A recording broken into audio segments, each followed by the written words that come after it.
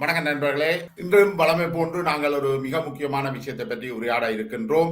இன்றைக்கு நாங்கள் உங்களோடு சந்திக்க இருப்பவர் ஐரோப்பாவிலும் அதற்கு வெளியேயும் நன்கு அறிமுகமானவர். அவர் ஒரு ஊடகவியலாளர், எழுத்தாளர், அதிலும் முதன்மையாக ஒரு போட்டோ ஜேர்னலிஸ்ட், விஷுவல் ஜேர்னலிஸ்டும் கூட, புகைப்படப்பிடிப்பாளர். அண்மையில தாயகத்தில் இடம்பெற்ற கடைசி யுத்த நிகழ்வுகளை ஆவணப்படுத்தியும் இருக்கின்றார். உங்களுக்கு பெரும்பாலானோருக்கு தெரிஞ்சிருக்கும், தேச நெட் நேயர்களுக்கு புதியவராக இருப்பார். அமரதாஸ் அவர்களோடு நாங்கள் இணைந்து கொள்கின்றோம்.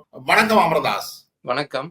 நீண்ட காலத்துக்கு முன்னரே ஒரு நேர்காணலுக்கு நீங்கள் கேட்டிருந்து அது கிட்டத்தட்ட ஒரு ஆண்டுகளுக்கு முதல் உங்களுடைய புகைப்பட ஆவணம் வந்த காலத்துல கேட்டிருந்தேன், அது முடியாமல் போயிடுது. நான் இதுல இன்னொன்று சொல்ல தவறி இருக்கிறேன்னு நினைக்கிறேன். இவர் குறிப்பாக இவருடைய புத்தக வெளியீட்டு விழாவில், ஆவண தொகுப்பு வெளியீட்டு விழாவில் பிரித்தானியாவுடைய பிபிசி ஜேர்னலிஸ்ட் பிரான்சிஸ் ஹாரிசன் அவர்களும் கலந்து கொண்டிருந்தார். ஸோ உலக அளவில் மிகவும் அறியப்பட்ட ஊடகவியலாளர் என்று கூட நாங்கள் சொல்லலாம். அமரதாஸ், இப்ப நீங்கள் எடுத்துக்கொண்டிருக்கின்ற விடயம் ஓரளவுக்கு ஒரு சர்ச்சையையும் ஏற்படுத்தக்கூடிய ஒரு விடயம். அதாவது விடுதலை புலிகளுடைய தலைவர் வேணா பிரபாகரன் அவர்கள் எப்பொழுது அவருடைய அந்த இறுதி மூச்சு நிறுத்தப்பட்டது என்றது தொடர்பில் பல்வேறு சர்ச்சைகளும் வெளி வந்து கொண்டிருக்கின்றது. அது தொடர்பாக அவருக்கு ஒரு நினைவேந்தலை செய்வதற்கான முயற்சிகள் ஏற்கனவே ஒன்று மே 18 நடந்திருக்குது. அதே போன்று இன்னொரு நிகழ்வை செய்வதற்கும் தயாராகி கொண்டிருக்கிறார்கள். அந்த நிலையில இந்த நேர்காணல் மிக முக்கியமானது என்று நான் நினைக்கிறேன். இப்ப இது ஏன் முக்கியத்துவம் பெறுதுன்னு நினைக்கிறீங்க? 2009 நடந்த சம்பவம் கிட்டத்தட்ட 16 ஆண்டுகள் உருண்டோடி விட்டது. இப்ப ஏன் இது இவ்வளவு முக்கியத்துவம் கொடுக்கப்படுது என்று நீங்க நினைக்கிறீங்களா அமரதாஸ்? தமிழீழ விடுதலை புலிகளின் தலைவர் பிரபாகரன் அவர்கள் தியாக சாவு அடைந்த திகதி 2009 ஆண்டு மே மாதம் 19ஆம் திகதி. இதை பல்வேறு ஆய்வுகளின் அடிப்படையில் நான் அதை ஆய்வு செய்து கண்டுபிடித்து அது பற்றி கட்டுரைகளாக எழுதி பல இடங்களில் அதை பற்றி பேசியும் இருக்கிறேன். அவருடைய தியாகச்சாவு தொடர்பாக பலருக்கு தெரிந்திருந்தாலும் நீண்ட காலமாக இது அவருக்கான ஒரு அஞ்சலி நிகழ்வை செய்கிறதா இல்லையான்றது பற்றிய ஒரு இழுபறியிலேயே காலம் கடத்தப்பட்டு வந்திருக்குது. இதுக்கு பின்னணியில சில மோசடி குழுக்களும் செயற்பட்டு கொண்டிருந்திருக்கு. இந்த பின்னணியில தான் இந்த அஞ்சலி நிகழ்வு கட்டாயம் செய்யப்பட வேணும் என்று சில தரப்புகள் முன்னெடுத்து செய்தும் இருக்கிறார்கள். குறிப்பாக பிரபாகரன் அவர்களோ அவருடைய மனைவியோ அவருடைய மகள் துவாரகாவோ உயிரோடு இருப்பதாக சொல்லிக்கொண்டு சிலர் மோசடி நடவடிக்கைகளில் ஈடுபட தொடங்கினார்கள். இந்த பின்னணியில இதுக்கு எதிராக அவருக்கான அஞ்சலி நிகழ்வை செய்து அவருடைய தியாகச்சாவை அறிவிக்க வேண்டும் என்று சிலர் முன் வந்தார்கள்.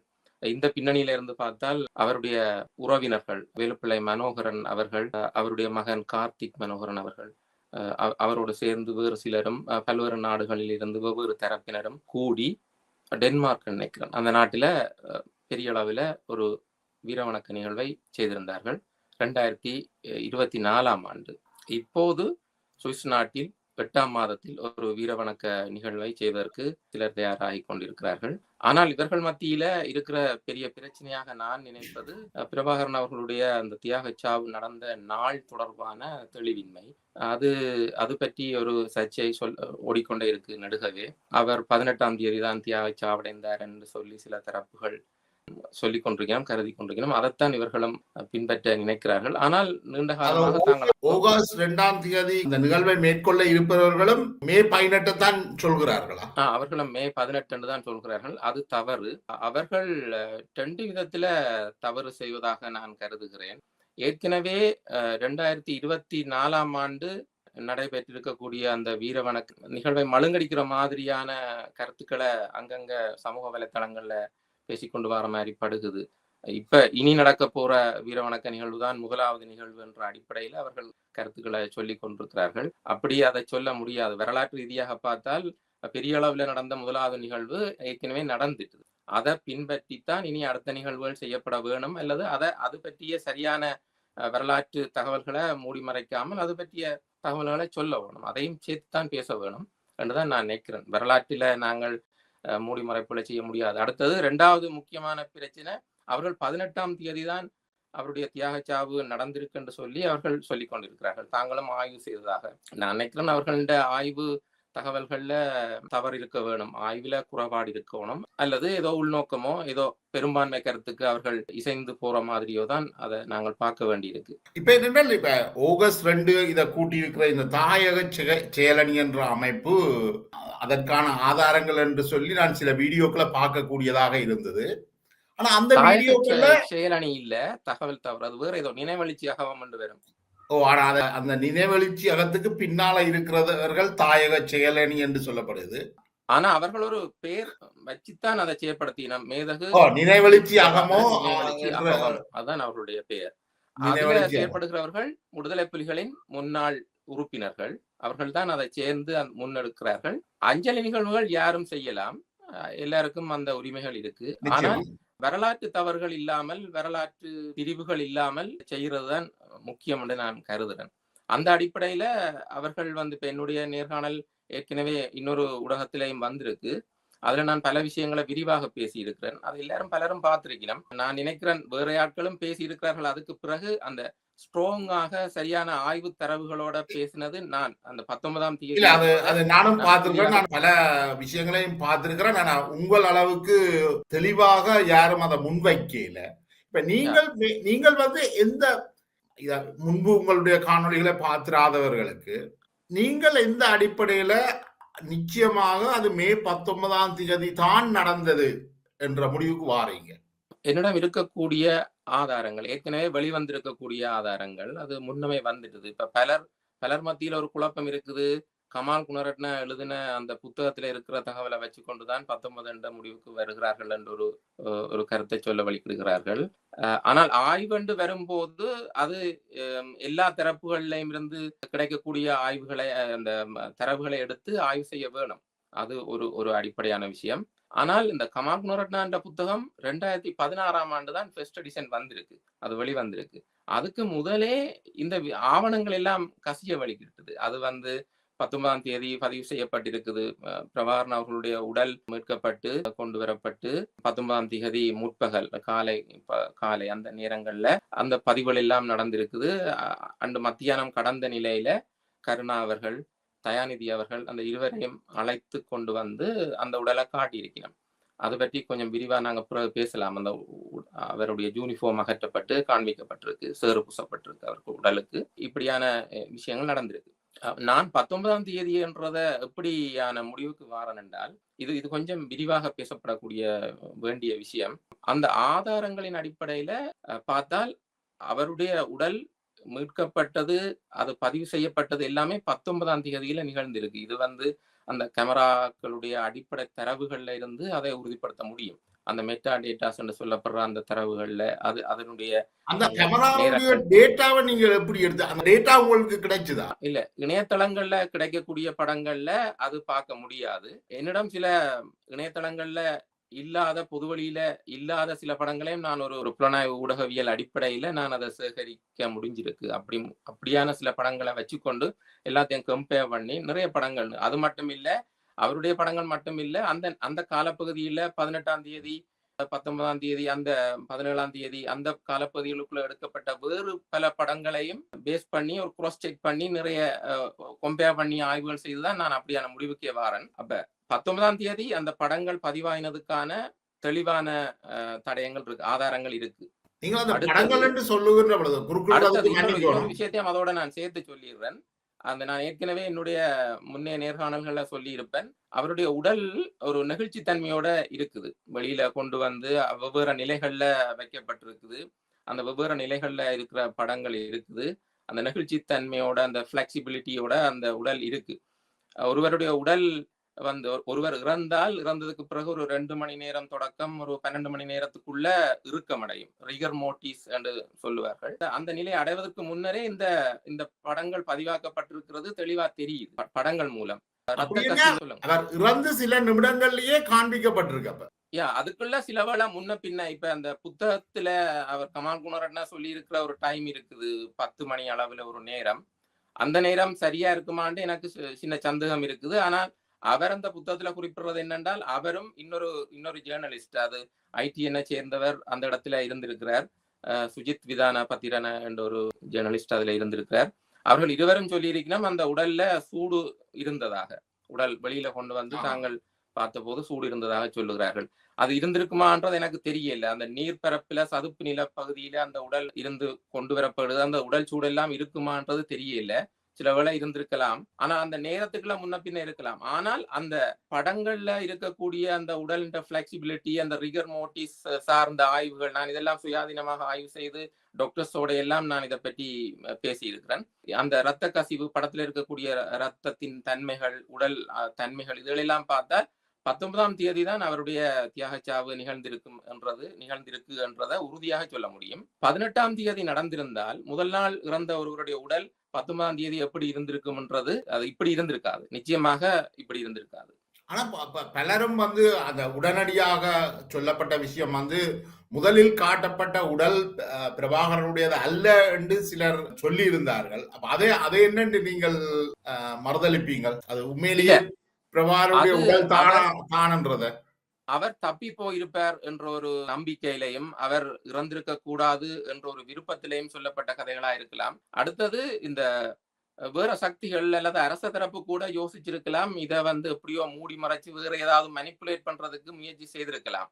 ஆனால் விஷயம் என்னென்றால் அன்று உடல் வெளியில கொண்டு வந்த உடனேயே படங்கள் பதிவு செய்யப்பட்டு மீடியாக்கள் அது கசிஞ்சிட்டு வெளியில வந்துட்டு உடனடியாகவே போக்கஸ் ஆயிட்டுது. 18ஆம் தேதி போர் முடிந்ததாக அரசாங்க தரப்பிலிருந்து அறிவிக்கப்பட்டதுக்கு பிறகு பிரபாகரனுடைய உடல் எங்கே என்று சொல்லி அவைக்குள்ள ஒரு சர்ச்சைகள் ஏற்படுது இராணுவ தரப்புக்குள்ள. அப்ப அவற்றை உடல் கிடைக்கல என்று சொன்னால் போர் முடியல என்றதானே அர்த்தம். இதெல்லாம் இந்த புத்தகத்துல சில விஷயங்கள் வருகுது என்றெல்லாம் அவர்கள் பார்த்து திருப்பியும் தேட வலிக்கிறார்கள். பிறகு பார்த்தால் 19ஆம் தேதியும் துப்பாக்கி சூட்டு சம்பவங்கள் இடம்பெற வலிக்கிறது, சண்டைகள் வருது. பிறகு சின்ன சின்ன அணிகளாக பிரிஞ்சு இராணுவத்தினர் அந்த சதுப்பு நில பகுதிகளுக்குள்ள போய் கடல் பகுதியில அந்த ஒரு சில நடவடிக்கைகளை மேற்கொண்டு சண்டைகள் நடந்தது. அவருடைய தியாகச்சாவு 19ஆம் தேதி காலையில நடந்திருக்கலாம், அதிகாலையில அல்லது காலையில நடந்திருக்கலாம் என்றதுக்கான எவிடன்ஸ் அந்த படங்களை வச்சுக்கொண்டு 100% ப்ரூஃப் பண்ண முடியும் சயின்டிபிக்காக. அந்த நேரத்துல பிரபாகரனுடைய உடல் தான் என்பதற்கான அடையாளங்கள், மச்சங்கள், ஏதாவது குறிப்பான விடயங்கள் அந்த அவருடைய உடல்ல உங்களுக்கு காணக்கூடியதாக இருந்தது? அவரை மிக இளம காலத்துல அறிந்தவர்கள், பார்த்தவர்கள் இப்பவும் உயிரோட இருக்கிறார்கள். அவரோட நெருங்கி பழகிய போராட்ட செயற்பாடுல இருந்தவர்கள் வெளியில நீண்ட காலமாக வெளியேறி வெளியிலேயும் இருக்கிறார்கள். அவரோடு இறுதி காலம் வரைக்கும் இருந்தவர்களும் இருக்கிறார்கள். பலரும் அவருடைய உடல் தான் என்றதை சொல்லி இருக்கிறார்கள். தனிப்பட்ட முறையில எனக்கும் அது தெரியும். அவரை நான் பல முறை பார்த்திருக்கிறேன். அவரோட எனக்கு ஊடாட்டம் இருந்திருக்கிறது, தொடர்பு இருந்திருக்கு. அவருடைய அங்க அசைவுகள், நடவடிக்கைகள், அவர் எப்படி பேசுவார், அவருடைய அந்த மேனரிசம்னு சொல்லப்படுற விஷயங்கள்ல இருந்து எல்லாமே உடல்ல இருந்து நீங்கள் அதான் சொல்ல வரேன். அந்த உடல்ல இருக்கக்கூடிய நான் சில விஷயங்களை அந்த முதல் நேர்காணல்ல சொல்லி இருப்பேன். அந்த அங்க அடையாளங்கள்ல இருந்து நான் இன்னும் சொல்லாத ஒரு சில முக்கியமான புள்ளிகளும் இருக்கு, பொது வழியில சொல்லாதது. அதை நான் இப்ப சொல்ல அவசியம் இல்லைன்னு நினைக்கிறேன். ஏன்னா இது தொடர்பான சர்ச்சைகள் போய்கொண்டிருக்க இப்ப இந்த அவர் இருக்கிறாரண்டே இப்ப சொல்லி கொண்டு ஒரு தரப்பு வருகுது. இப்ப இதை எப்படி இதை கொண்டு போயினோம்ன்றதெல்லாம் தெரியல. ஆனால் நிச்சயமா இப்ப அவருடைய உடல் இல்ல இருந்தா தான் டிஎன்ஏ டெஸ்ட் எடுக்கலாம். ஆனா அவருடைய உடல்ல இருந்து தலைப்பகுதியில இருந்து காயத்துல இருந்து சில பகுதிகள் எடுக்கப்பட்டிருக்கு. அது டெஸ்டுக்காக கூட இருக்கலாம், டிஎன்ஏ டெஸ்டுக்காக இருக்கலாம், வேறு நோக்கங்களுக்காக இருக்கலாம். பெரும்பாலும் டிஎன்ஏ டெஸ்டுக்காக தான் இருக்க வேணும். அந்த நேரம் இலங்கையில டிஎன்ஏ டெஸ்ட் வசதி இல்லைன்னு சொல்லப்படுது. இந்தியாவுக்கோ வேறு இடங்களுக்கோ அனுப்பி அதை செய்யறதுக்கான வாய்ப்பு இருந்திருக்கலாம். ஆனா எடுத்திருக்கிறார்கள். அதெல்லாம் வீடியோவாக பதிவு செய்யப்பட்டிருக்கு. அந்த புகைப்படவியலாளர் என்ற அடிப்படையில் அந்த படங்களை ஆய்வு செய்கின்ற பொழுது அந்த காயம் எப்படி ஏற்பட்டதுன்னு நீங்க நினைக்கிறீங்க? அதுல பலருக்கும் அந்த சந்தேகத்தை வெளிப்படுத்துகிறார்கள். என்ன பொறுத்தவரையில அவர் இப்படி சொல்லலாம், அவர் வலது கை பழக்கம் உள்ளவர். அப்ப தன்னுடைய கைத்துப்பாக்கி எடுத்து வலதுபுறமாக சுட்டு கொண்டிருந்தால், வெளிப்புறமாக இருந்து சுட்டிருந்தால் காயம் இந்த வலதுபுறமாக இருந்து இடதுபுறம் நோக்கி அந்த காயம் வந்திருக்க வேணும். ஆனால் அந்த படங்கள்ல இருக்கிறதின்படி அது இடது புறத்துல இருந்து வலதுபுறம் நோக்கி இருக்கிறத காண முடியுது. அந்த ஒரு சத்தாருக்கு இருக்குது அந்த காயம். ஆனால் அவர் ஏற்கனவே சில பரிசீலனைகளை செய்திருக்கிறார். உடன் மரணத்தை எப்படி நிகழ்த்த முடியும், அதாவது அந்த ஷுவர் டெத், உடனடியாகவும் நிச்சயமாகவும் சாகிறதுக்கான வழிமுறைகள், அதுகளெல்லாம் அவர் செய்து பார்த்திருக்கிறார், யோசிச்சு பார்த்திருக்கிறார் என்றதும் எனக்கு தெரியும். அதுக்கும் சில தகவல்களை நான் உங்களுக்கு சொல்லலாம். தன்னைத்தானே சுட்டுக் கொள்வதாக இருந்தால் வெளியில வச்சு சுடும் போது அந்த துப்பாக்கியுடைய பேரல்கள் கூட சறுக்கிறதுக்கு வாய்ப்பு இருக்கலாம் இல்லையா? ஆனால் அதுக்கு வாய்க்குள்ளேயே வச்சு சுடுறதுக்கு ஒரு முறை இருக்கு. அது அந்த அரக்காது, பெரல் அரக்காது. அதே நேரம் உடன்மரண நிகழும், அந்த அந்த வேதனை இல்லாமல் சாக முடியும் என்ற ஒரு ஒரு ஒரு கருத்து இருக்கு. தலைப்பகுதியில அது பெரிய காயத்தை ஏற்படுத்தும் மூளையில. அந்த வலி தெரியாமல் இறக்கக்கூடிய ஒரு தன்மை அதுல இருக்கும். அவரை பொறுத்தவரையில ஏற்கனவே நேர்காணல்கள்ல குறிப்பிட்டிருக்கிறேன். நான் இதுல சுருக்கமா சொல்றேன். கிளிநொச்சியில நாங்கள் இருந்த காலப்பகுதியில, நான் அங்க இருந்த காலப்பகுதி, இப்ப இறுதிப்போர் கிளிநொச்சிக்குள்ள வரையில போர் நடந்து கொண்டு இருக்கு அங்கால மன்னார் பக்கங்கள்ல. அப்ப ஒரு திரைப்படம் ஒன்று வருது, டவுன்ஃபால் என்ற ஒரு திரைப்படம். அது ஒரு ஜெர்மன் திரைப்படம், உண்டகாங் ஜெர்மன் தலைப்பு. அந்த திரைப்படத்தை விடுதலை புலிகளுடைய அந்த தமிழாக்க பிரிவு, திரைப்பட தமிழாக்க பிரிவு தமிழாக்கம் செய்து அவருக்கு அனுப்பி வைக்கணும். அது ஒரு பிரதி எனக்கும் அதுல கிடைச்சிருந்தது. அப்ப அவர் அதை பார்த்துட்டு அந்த படத்தை அவர் வேற ஆட்களுக்கு காட்ட வேணாம்னு சொல்லி அதை தடுத்துட்டார். அந்த படத்துல கூட அது ஒரு ஹிட்லருடைய கடைசி நிமிடங்கள் தொடர்பான ஒரு படம். அவருடைய கடைசி நேர சம்பவங்களை எடுத்து, அவருடைய உண்மையான ஹிஸ்டரியில் நடந்த விஷயங்களை எடுத்து படமாக்கி இருக்கிறார்கள். அது ஒரு முக்கியமான படம். அப்ப அந்த படத்திலையும் ஹிட்லர் இந்த விஷயத்த பரீட்சிச்சு பார்க்கிறார். தனக்குத்தானே நஞ்சருந்தி கொண்டு சுட்டுக்கொள்ள முடியுமா, அதுக்கு வாய்ப்பு இருக்குமா என்று பார்க்கிறார். சுடுறதண்டா வாய்ப்புல வச்சு சுடுறது எப்படின்றதை பற்றி எல்லாம் ஈவா பிரவுனோட இருந்து அது பற்றி கதைக்கிற மாதிரியான காட்சிகளும் அந்த படத்துல இருக்கு. அந்த படத்தை அவர் பார்த்திருக்கிறார். அந்த படத்தை பார்த்துட்டு அப்படி செய்யலாமான்ற ஐடியாஸ் எல்லாம் அவருக்குள்ள இருந்தது பற்றி நான் அறிஞ்சிருக்கிறேன். வாய்ப்பு இருக்கு. அந்த படம் அவர்ல ஒரு தாக்கத்தையும் ஏற்படுத்தி.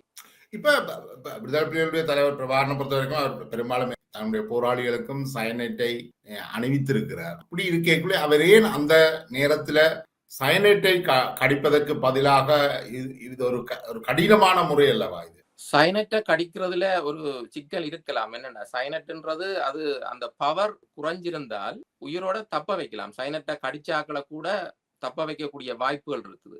உடனடியாக ஒருவர் சைனட்ன்றது கடிச்ச உடனே மரணம் நிகழும். அது சைனட்டுக்குரிய பண்பு அதுதான். ஆனால் அதுல சில வாய்ப்புகள் இருக்கலாம் இல்லையா? தப்ப வைக்கிறதுக்கான அல்லது சைனட் அடிச்ச ஒருவரை காப்பாற்றுவதற்கான சில வாய்ப்புகள் அதுக்குள்ள இருக்கு. குறைந்த வீத வாய்ப்புகள் அதுக்குள்ள இருக்கலாம். ஆனால் துப்பாக்கியால சுட்டுக் கொள்றன்றது அது உடன் மரணத்தை தான் நிகழ்த்தும். ஆனால் சைனட் அடிச்சுட்டு துப்பாக்கியால சுட முடியாது, டைம் இருக்காது. சிலவேளை ஒருவர் சைனட் அடிச்சு மயங்கிட்டாருன்னு சொன்னா, மயக்க நிலையில போயிட்டாருன்றால் அவரை சிலவேளை வைத்திய முறைகளால மீட்கக்கூடிய வாய்ப்புகள் கூட இருக்கலாம். ஆகவே இந்த சைனட் அடிக்கிறன்ற தெரிவை விட துப்பாக்கியால தன்னைத்தானே சுட்டுக் கொள்றது சரியாக இருக்கும் என்ற முடிவுக்கு வரலாம் ஒருவர். இப்ப என்னென்னால் இந்த புகைப்படத்தை ஆராய்ந்த ஒரு சுவிஸ் நாட்டு குற்றவியல் புலனாய்வாளர் ஒருவர் குறிப்பிட்டிருக்கிறார். அது நான் வாசிச்சிருக்கிறேன். அது எனக்கு இங்க இருந்து சொல்ல தெரியல. அவருடைய கருத்தின்படி அந்த துப்பாக்கி 1 மீட்டர் தூரத்துக்குள்ள இருந்து மிக அண்மையில இருந்து சுடப்பட்டதாக சொல்லப்படுகிறது. அதுக்கான வாய்ப்புகள் ஏதாவது இருந்திருக்குமான்னு நினைக்கிறீங்களா? வெளியில இருந்து சூடு நடந்திருந்தால் கொஞ்சம் ரேஞ்ச் கூடவா இருந்திருக்க வேணும். ரேஞ்ச் கொஞ்சம் கூடவாக இருந்து அந்த சூடு தலையில பட்டிருந்தால் தலையில பெரிய காயம் ஏற்பட்டிருக்கும். அந்த காயத்தின் தன்மையை பார்க்கும்போது ஒரு கிழிஞ்ச மாதிரி, ஒரு பிரிஞ்ச மாதிரி இருக்குது. அடுத்தது, அவர் அவ்வளவு நேரம் காத்திருந்திருப்பாரா என்ற ஒரு கேள்வியை நாங்கள் கேட்டு பார்க்கலாம். மிக அருகில வரும் வரைக்கும் காத்திருந்தால் பிடிபட வேண்டிய ஒரு நெருக்கடி நிலைமை வந்துடும் இல்லையா? உயிரோட பிடிபட வேண்டி வந்துடும். கொஞ்சம் மிஸ் ஆயினா கூட எதுலையாவது அப்படி யோசிச்சிருக்கலாம். அது அல்லது அது வெளியில இருந்து நிகழ்த்தப்பட்ட சூடு இல்ல, கிட்ட இருந்து பக்கத்துல இருந்து சுடப்பட்டிருந்தால் அந்த பிளாஷ் உடைய அந்த தாக்கங்கள் அந்த தோல் பகுதியில வெளிப்புறத்துல இருக்க வாய்ப்பு இருக்கு. ஆனால் இந்த காயம் சிலர் சந்தேகத்தை ஏற்படுத்தி இருக்கணும், அது வெட்டு காயம் மாதிரி இருக்குன்னு சொல்லி சிலர் சொல்லுவார்கள். ஆனால் என்ன பொறுத்தவரையில அது உள்ளுக்கிருந்து சுடப்பட்ட ஒரு சூடும் அப்படி இருக்கலாம். எனக்கும் அதுல சில சந்தேகங்கள் இருக்கு. ஆனா அந்த அவருடைய மரணம் எப்ப நிகழ்ந்ததுன்றத உறுதியா சொல்றதுக்கு ஆதாரங்கள் இருக்கு. 19ஆம் தேதி என்று சொல்ல முடியுது. ஆனால் எப்படி நடந்தது என்றத சொல்றதுக்கு சிலவேளை இன்னும் சில ஆதாரங்கள் தேவைப்படலாம். ஆனா இப்ப இருக்கிற ஆதாரங்களை வச்சு கொண்டு பார்க்கும் போதும் அவருடைய உளவியல், அவருடைய இயல்பு போன்ற விஷயங்களை வச்சு கொண்டும் அவரை அறிந்தவர்கள் என்ற அடிப்படையில இருக்கக்கூடியவர்கள் அவரை பார்த்து சொல்லக்கூடிய விஷயம் என்னென்றால், அது நிச்சயமாக அவர் தன்னைத்தானே சுட்டுக் கொண்டிருக்கிறதுக்கான வாய்ப்புகள் தான் அதிகம் இருக்கு.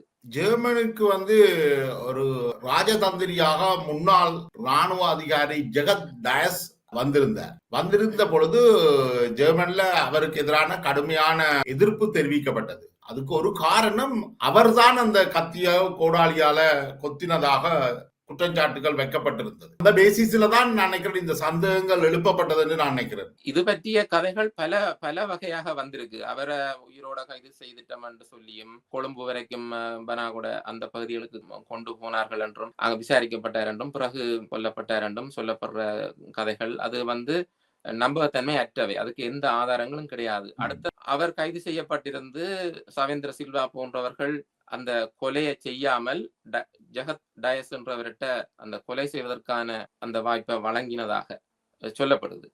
அதுல உண்மை இல்லைன்னு தான் நான் நினைக்கிறேன். இது பற்றி விரிவாக யாரும் பேச இல்லை. ஆனா அந்த ஜெகத் டயஸ் என்றவர் தான் பிரபாகரனை கொன்றார், கைதியாக வைத்திருந்து கொன்றார் என்ற ஒரு தகவல் உள்மட்டங்கள்ல உலாவுது. பொது வழியில இன்னும் இல்லை. இப்ப நான் பேசினதுக்கு பிறகு இது கூட பரவலாக வெளியில பேசப்படலாம். இது எனக்கு தெரிஞ்ச தகவல். நான் இது ஆய்வு ரீதியாக பல்வேறு தரப்புகள்ட்ட இருந்து தரவுகள் எடுத்துக்கொண்டே இருந்தேன். அதுல இந்த தரவுகள் இந்த விஷயங்கள் எல்லாம் வந்து சேருது. அதுக்கு என்னென்றால் அவருடைய உடல் நீருக்குள்ள ஒரு 2-3 நாள் இருந்ததுக்கான தடயங்கள் எல்லாம் மிக தெளிவாக கை கால்கள்ல எல்லாம் தெளிவா தெரியுது. அவர் கைதியாக்கப்பட்டிருந்தால் அப்படி இருக்க வாய்ப்பே இல்லை. நான் இதை முதல் முறையா இந்த இடத்துல அதை சொல்லி வைக்கிறேன். அந்த சந்தேகத்துக்கு இடம் இல்லை. அதுக்கு அப்படின்னா ஆதாரங்கள், அதுக்கு வலுவான ஆதாரங்கள் தேவைப்படும். இப்ப என்னன்னா கிட்டத்தட்ட இந்த சம்பவத்தை அல்லது பிரபாகரனுடைய உடலை நேரடியாக பார்த்தவர்கள் யாரும் இல்லை. பிரபாகரனோட யாரும் இருந்தவர்களும் உயிரோட வரையில்லை. அந்த அடிப்படையில ஊகங்கள் அடிப்படையில, ஆனால் உங்களுக்கு அந்த 19ஆம் தேதிதான் அவர் கொல்லப்பட்டார் என்றது சந்தேகத்துக்கு இடமில்லாமல் தெளிவாக இருக்குதுன்னு தான் நீங்க நினைக்கிறீங்களா? அப்படியா? நிச்சயமா. ஏனென்றால் அந்த படங்கள் பதிவு செய்யப்பட்டிருக்கிறது பகல் வேளையில பதிவு செய்யப்பட்டிருக்குது, மத்தியானம் பதிவு செய்யப்பட்டிருக்குது, பின்னேரம் மத்தியானம் கடந்த நிலையில ஒரு 3 மணி அளவில் எல்லாம் பதிவு செய்யப்பட்டிருக்கு. அந்த கால நேரங்கள்ல பதிவு செய்யப்பட்டிருக்கு. அப்போதெல்லாம் அவருடைய உடல் நெகிழ்ச்சித்தன்மையோட இருந்ததுக்கான தடயங்கள் மிக தெளிவாக இருக்கு. இரத்த கரைகளும் அதுல மிக தெளிவாக தெரியுது. அந்த படங்கள் 19ஆம் தேதி தான் பதிவாகி இருக்குன்றத சயின்டிபிக்காக ப்ரூஃப் பண்ண முடியும். இப்ப இணையதளங்கள்ல இருக்கிற படங்கள்ல திகதிகள் தெரியாது. இப்ப நான் உதாரணத்துக்கு இந்த படங்களை காட்டி நான் இதுகளை சொல்றதுக்கு விரும்புறதில்லை. ஆனாலும் என்னோட இந்த புத்தகம் இருக்கு, கமால் குணரட்னா எழுதின இந்த புத்தகம் இருக்கு. உதாரணத்துக்கு இதுல கீழே இருக்கிற படம், இந்த படத்தை பாருங்க. இந்த படத்துல 19ஆம் தேதி பதிவாகி இருக்கு. 2009 மே மாசம் 19ஆம் தேதி என்றது அந்த ஃப்ரண்ட் சைட்லயே பதிவாகி இருக்கு. சில கேமராக்கள்ல அப்படியான பதிவு செய்யக்கூடிய தன்மைகள் இருக்கு. முக்கியமான விஷயம் என்னன்னா, இந்த படம் இந்த புத்தகத்தை தவிர வேற எங்கேயும் இணையதளங்கள்ல கிடையாது. ஆனா இது வேற பக்கங்கள்ல கசிஞ்சிருக்கு. அதனுடைய ஒரிஜினல் படத்தை நான் எடுத்து ஆய்வு செய்திருக்கேன். அதனுடைய கேமரா மாடல்ல இருந்து அது எப்ப எந்த டைம்ல பதிவாகி இருக்குன்றதை என்னால சொல்ல முடியும். அப்ப இப்படியான சொலிட்டான ஆதாரங்களையும் தரவுகளையும் வச்சு கொண்டுதான் நாங்கள் சில முடிவுக்கு வரலாம். இது புத்தகம் எழுதுறதுக்கு முன்னமே இந்த படங்கள் அப்பவே பதிவாயிடுது இல்லையா? 2009ஆம் ஆண்டு மே மாசம் 19ஆம் தேதியே ரெக்கார்ட் ஆயின ஆவணங்கள் இதெல்லாம். அப்ப இது அப்பவே வெளியில அந்த காலப்பகுதியிலேயே வெளியில ஏதோ ஒரு வழியில வந்து சேர்ந்துட்டு. புத்தகம் எழுதப்பட்டது 2016. அப்ப இந்த புத்தகத்துல இருக்கிற அந்த படம், ஏற்கனவே வெளியில வந்த படம், இதுகளெல்லாம் கம்பேர் பண்ணி பார்க்கும் போதும் இந்த புத்தகத்துல சொல்லப்பட்டிருக்கிற சில விஷயங்களும் ஏற்கனவே வெளியில இருக்கக்கூடிய கதைகளுக்கும் இடையில கம்பேர் பண்ணி பார்க்கலாம் இல்லையா? இப்ப இதே கேமராவாலே எடுக்கப்பட்ட வேறு படங்களும் இருக்கு. அதையும் என்னால உறுதியாக சொல்ல முடியும். இவரை ஒரு கேமராவில் எடுக்கல, பல கேமராக்கள் எடுத்திருப்பார்கள். 1க்கு மேற்பட்ட கேமராக்கள்ல இவருடைய படங்கள் எல்லாம் எடுத்திருக்கிறார்கள். அதே நேரம் இதே கேமராக்களால வேற பலருடைய படங்களும் பதிவாக்கப்பட்டிருக்கு. அதையும் என்னால உறுதிப்படுத்த முடியும். அதுல நீங்கள் ஒரு நேர்காணல்ல சொல்லியிருந்தீர்கள், பாலச்சந்திரன் பிரபாகரனும் அதே கேமராவால தான் படம் எடுக்கப்பட்டதாக சொல்லியிருந்தீங்க. அதை என்னன்னு நீங்க உறுதிப்படுத்துறீங்க? அதுவும் இந்த மெட்டா டேட்டா தரவுகளை வச்சு செய்ய முடியும். பாலச்சந்திரன் 19ஆம் தேதி முற்பகல் உயிரோட இருக்கும் நிலையில அந்த பிஸ்கெட் சாப்பிட்டு கொண்டிருக்கிற அந்த படம் பதிவாக்கப்பட்டிருக்கு ஒரு கேமராவால. கிட்டத்தட்ட 2 மணி நேரத்துக்கு பிறகு அவர் கொல்லப்பட்டிருக்கிறார் என்றத அதே கேமராவால எடுக்கப்பட்ட படங்களை வச்சே ப்ரூவ் பண்ண முடியும். அப்ப ராணுவ தரப்பு தான் அதை செய்திருக்குன்றதும் தெளிவாக தெரியுது. அவர்களோட பக்கம் தான் அவர் இருந்திருக்கிறார். அப்ப அந்த படம் அதே நேரம் அதே கேமராவால கருணா அந்த 19ஆம் தேதி தான் மத்தியானத்துக்கு பார்க்க வாரார். அப்ப அதே கேமராவால அவர் வார படமும் எடுக்கப்பட்டிருக்கு. அது கேமராவுடைய மாடல், அந்த டைம் எல்லாத்தையும் வச்சுக்கொண்டு ஆய்வு செய்யணும். நாங்கள் கேமராவில் இருக்கிற மெட்டா டேட்டாஸ் மட்டும் இல்லை, அவர் அந்த சூழல், அவர் போட்டிருந்த உடை, அந்த கேமராவினுடைய ஃப்ரேம், அந்த தன்மைகள், அந்த கலர்ஸ் எல்லாத்தையுமே வச்சு நாங்கள் பார்க்கலாம். நிறைய விஷயங்கள் இருக்கு. ஒரு மிக முக்கியமான ஒரு தடயவியல் குறிப்பு இது. அதாவது விடுதலை புலிகளுடைய தலைவர் என்.ஆ. பிரபாகரனை அவர் தற்கொலை செய்த பின் காட்டப்பட்ட படமும், அவருடைய மகன் படுகொலை செய்யப்பட்ட போது காட்டப்பட்ட படமும், கருணா வந்து பார்வையிட்ட படம் எடுக்கப்பட்ட கேமராவும், மூன்றையும் எடுத்த கேமரா ஒரே கேமரா தான். அப்படி இல்ல. சிலவேளை அந்த படத்தை என்னால உறுதிப்படுத்த முடியாது. அதாவது பிரபாகரன் அவர்களே அதே கேமராவால படம் எடுத்தான்னு நான் சொல்ல இல்ல. பாலச்சந்திரனை படம் எடுத்திருக்கிறார்கள். உயிரோட இருக்கும் போதும் கொல்லப்பட்ட பிறகும் ஒரே கேமராவால படம் எடுத்திருக்கிறார்கள். அதே கேமராவால கருணா வரும் போதும் படம் எடுத்திருக்கிறார்கள். ஆனால் பிரபாகரன் அவர்களை வெவ்வேறு கேமராக்கள்லையும் பதிவு செய்திருக்கிறார்கள். ஆனால் கருணா வந்தது 19ஆம் தேதி என்றதை இந்த படங்கள் எல்லாத்தையும் வச்சுக்கொண்டு உறுதியான நிலப்பாட்டுக்கு வரலாம். அதே உடையோட தான் எல்லா இடங்களையும் அவர் நிற்கிறார். அந்த உடை அந்த அந்த அந்த காலப்பகுதி எல்லாம் சரியார். அவர் வந்து பார்க்கிறது பிரபாகரன் அவர்களை வந்து அதே உடையோட தான் அவர் வந்து பார்வையிடுற படங்களும் இருக்கு. அப்ப எல்லாமே அந்த சம்பவங்களின் அடிப்படையிலையும் எல்லாத்தையும் படங்களின் அடிப்படையிலையும் எல்லாத்தையும் கம்பேர் பண்ணி எல்லாமே அந்த 19ஆம் தேதி நடந்திருக்குன்றத ஒரு ஓர்டர்ல சொல்ல முடியும் தெளிவா. அதை உறுதியாகவே சொல்ல முடியும். பாலச்சந்திரனுடைய படுகொலை நடந்திருப்பது நான் நினைக்கிறேன் பிரபாகரன் அவர்களுடைய இறப்பை உறுதி செய்த பிறகுதான் பாலச்சந்திரனை கொண்டு. ஏன்னா பாலச்சந்திரனை விசாரித்ததாக சொல்லப்படுது. அது பற்றிய உறுதியான தகவல்கள் இல்ல. அப்பா இங்க இருக்கிறாருன்ற மாதிரி பாலச்சந்திரன் விசாரிக்கப்பட்டதாக ஒரு தகவல், உள்மட்ட தகவல் இருக்கு. சிலவள விசாரிக்கப்பட்டிருக்கலாம். அப்ப அவர் எங்க இருக்கிறாருன்ற அப்பயும் தெரியலையேன்றதான அர்த்தம். அதிகாலையில பிரபாகரன் எங்க இருக்கிறாருன்றத ராணுவ தரப்புக்கே தெரியாமத்தான் இருந்திருக்குன்றதான். அப்படி அது உண்மையா இருந்தால் அப்படி நாங்கள் கருத வேண்டியிருக்கும். அப்ப அந்த உடல் வந்து 9 மணிக்கு பிறகு 10 மணி அளவுல அந்த உடல் எடுக்கப்பட்ட பிறகு பாலச்சந்திரன் கொல்லப்பட்டிருக்கிறார். அதுக்கு பிறகு அது தகவல் பரிமாற்றங்களூடாக அது வழங்கப்பட்ட ஏதோ ஒரு பிரபாகரன் கொல்லப்பட்டுட்டார், இனி பாலச்சந்திரனையும் கொல்ல வேணும் என்ற ஒரு முடிவுக்கு அவர்கள் வந்திருக்க கூடும்.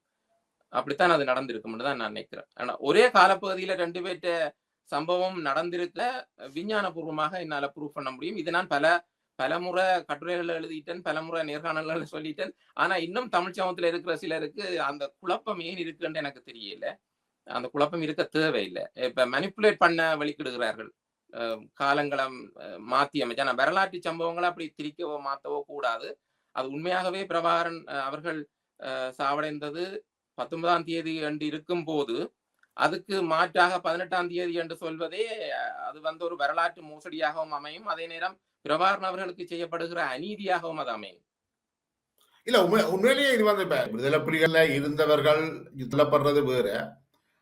பாலச்சந்திரனை பொறுத்தவரைக்கும் அவர் ஒரு குழந்தை. அவர் கிட்டத்தட்ட அவர் 16 வயதுக்கு உட்பட்டவர்.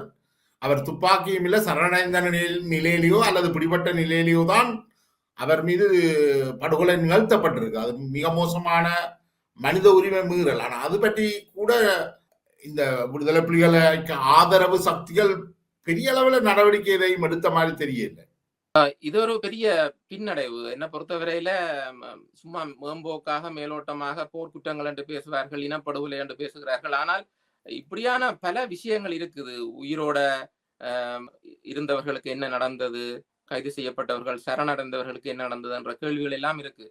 முக்கியமாக பாலகுமாரன் அவர்கள் இராணுவத்தினரால கைது செய்யப்பட்ட நிலையில இருத்தி வைக்கப்பட்டிருக்கிற படங்கள் வெளியாகி இருக்கு. அவருடைய மகனோட அவர் இருக்கிற படமும் இன்னொரு உதவியாளரும் இருக்கிற படங்கள் எல்லாம் இருக்கு. அது 17ஆம் தேதி பதிவாகி இருக்கு. அந்த படங்கள்ல இருந்து அதை உறுதிப்படுத்த முடியுது. அப்படி பலருக்கு என்ன நடந்ததுன்ற தெரியல. புதுவை ரத்னதுரை அவர்கள், யோகரத்னம் யோகி அவர்கள், பேபி சுப்பிரமணியம் அவர்கள், அந்த விடுதலை புலிகளை பொறுத்தவரையில இவர்கள் எல்லாம் முக்கிய பிரதிநிதிகளாக செய்யப்பட்டவர்கள். இவர்களை போன்ற பல போராளிகள் சரணடைந்து அவர்கள் காணாமலாக்கப்பட்டிருக்கிறார்கள், பலர் கொல்லப்பட்டு இருக்கிறார்கள் என்றும் தெரிய வருது. பல்வேறு வகையான போர்க்குற்றங்கள் எல்லாம் இருக்குது. இது பற்றி அழுத்தமாக எவரும் பேசுவதில்லை என்றது ஒரு பெரிய குறைபாடு எங்களோட சூழல்ல. முக்கியமாக இந்த இனப்படுகொலை நாள்ன்றதுலயும் எனக்கு ஒரு சின்ன கருத்து இருக்கு. என்னென்றால் 18ஆம் தேதி அது வந்து இலங்கை அரசாங்கம் போர் வெற்றி நாளாக அறிவிச்சு அது சில வருடங்கள் அதை அனுஷ்டிச்சும் வந்தது. அது ஒரு கொண்டாட்டமாக 18ஆம் தேதி. அதுக்கு எதிர்நிலையில 18ஆம் தேதிய இனப்படுகொலை நாள் என்று தமிழர்கள் அதை அனுஷ்டிக்க வலிக்கிட்டு அது ஒரு பழக்கத்துல வந்துட்டுது. ஆனா இனப்படுகொலை நாளை பொறுத்தவரையில இந்த நாள்ல தான் செய்யணும்ன்றது இல்லை. அது ஏதோ ஒரு பொது நாள்ல எடுத்து செய்யலாம். ஆனா இதை பொறுத்தவரையில அது 18ஆம் தேதியா இருக்கிறது பொருத்தம் இல்லைன்னு நான் நினைக்கிறேன். ஏனென்றால் 19ஆம் தேதி இந்த சம்பவங்கள் நடக்குது. பாலச்சந்திரனுடைய படுகொலை 19ல நடக்குதுன்றது உறுதியா தெரியுது. இன்னொரு முக்கியமான தகவல் 20ஆம் திகதி முள்ளிவாய்க்கால் கடற்கரையில இராணுவத்தினர் கடற்பக்கமாக துப்பாக்கி வெட்டுக்கள் அந்த மல்டிபெரல் எல்லாம் அடிச்சு செலிப்ரேட் பண்ணி இருக்கிறார்கள், கொண்டாடி இருக்கிறார்கள் வெற்றியை. அதுக்கான எவிடன்ஸ் எல்லாம் இருக்கு. அப்ப அந்த 19ஆம் தேதி பிரபாகரன் அவர்களுடைய உடல் கிடைச்சதுக்கு பிறகு அவர்கள் நிச்சயப்படுத்தி கொண்டு 20ஆம் தேதி அந்த போர் வெற்றியை முழுமையாக அவர்கள் கொண்டாடி இருக்கிறார்கள் முள்ளிவாய்க்கால் கடற்கரையில. அரசாங்கம் அவசரப்பட்டு அறிவிச்சதுதான் 18ஆம் தேதி. அப்ப என்னை பொறுத்தவரையில 20ஆம் தேதிக்கு கூட அந்த இனப்படுகொலை நாள் நகர்த்தப்படலாம் என்று நான் கருதுறேன். இது ஒரு தமிழ் சமூகத்துக்கு நான் விடுக்கிற ஒரு வேண்டுகோளாகவும் இருக்கும். 18ஆம் தேதியாத்தான் இருக்கணும்ன்றது இல்லை. இன்னொரு சிக்கலும் இருக்குது, அதை சிலர் பேசவும் துவங்குகிறார்கள்.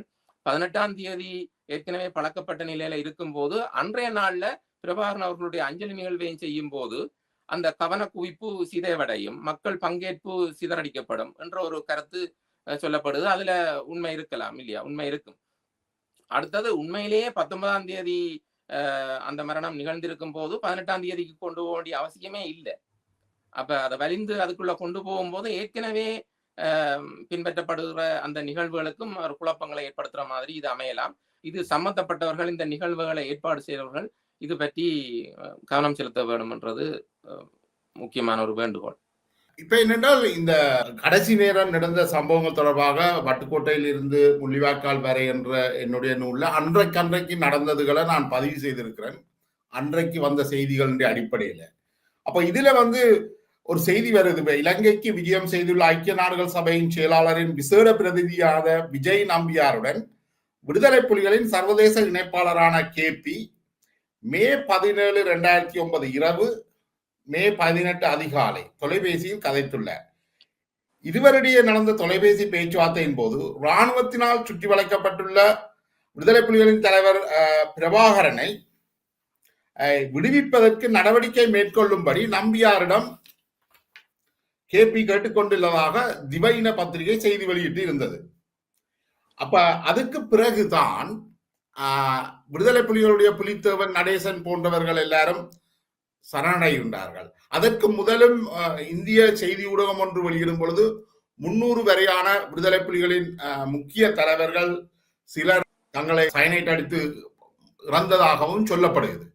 அப்ப இந்த தகவல்கள் எல்லாமே இந்த யுத்தம் மே 16 அதிகாலையோட ஒரு முடிவுக்கு வந்து விட்டதாகத்தான் சொல்லப்படுகிறது. மற்றது 4 வரையான இலங்கை இராணுவத்தின் விடுதலை புலிகளால் பிடித்து வைத்திருக்கப்பட்ட இராணுவத்தினரும் மே 17 காலையில விடுவிக்கப்படுகிறார்கள். அப்ப கிட்டத்தட்ட மே 17ல 1 சதுர கிலோமீட்டருக்குள்ளதான் இவர்கள் எல்லோரும் இருக்கின்றார்கள். அந்த நந்திக்கடல் பகுதியை கடந்து அடுத்த பக்கம் இராணுவத்தின் நிலைகளை உடைச்சு கொண்டு இன்னொரு பக்கத்துக்கு போறதுக்கான முயற்சிகளை இவர்கள் செய்திருப்பார்கள், அப்படித்தான் சொல்லப்படுகிறது. அதுக்கான முயற்சிகள் நடந்த இடத்துலதான் பிரபாகரன் அவர்கள் 18ஆம் திகதி அதுக்குள்ள சிக்கப்பட வேண்டிய ஒரு நிலைமை இருந்திருக்கும். அது மக்கள் இல்லாத பகுதி, அந்த பகுதி மக்கள்ல இருந்து கொஞ்சம் தள்ளி இருக்கும், அந்த பகுதி நீரேறி அந்த பகுதி. அப்ப அதுக்குள்ள அது அப்படித்தான் நடந்திருக்கும். அவர்கள் 2-3 நாள் அந்த தண்ணிக்குள்ளே அவர்கள் நடமாடி தெரிய வேண்டி இருந்திருக்கும்.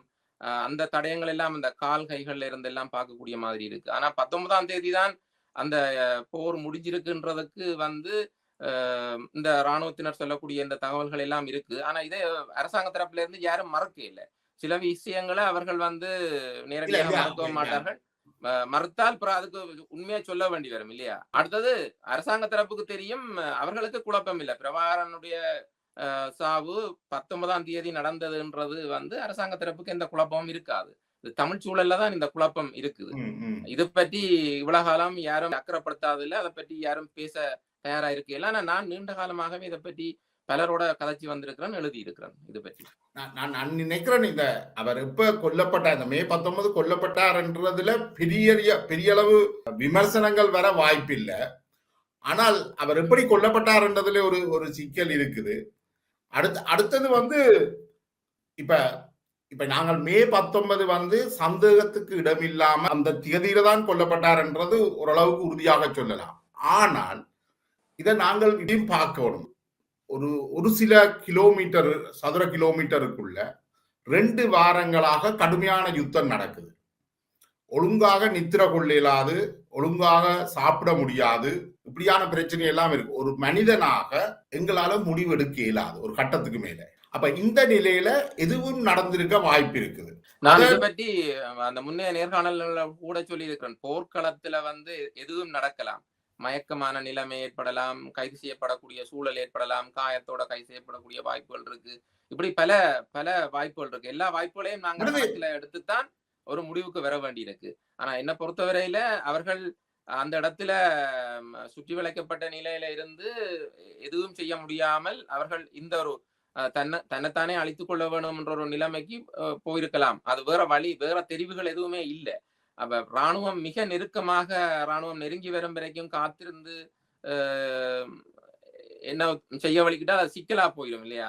அது அதாலே அவர்கள் கொஞ்சம் எச்சரிக்கை உணர்வோட கொஞ்சம் ஏர்லியாகவே சண்டை பிடிச்சு நீ எதுவுமே செய்ய முடியாதுன்ற நிலையில, ஆயுதங்களும் இல்லாத நிலையில தன்னைத்தானே அவர் தன்னுடைய தியாகச்சாவை அவர் தேர்ந்து கொண்டிருக்க முடியும்.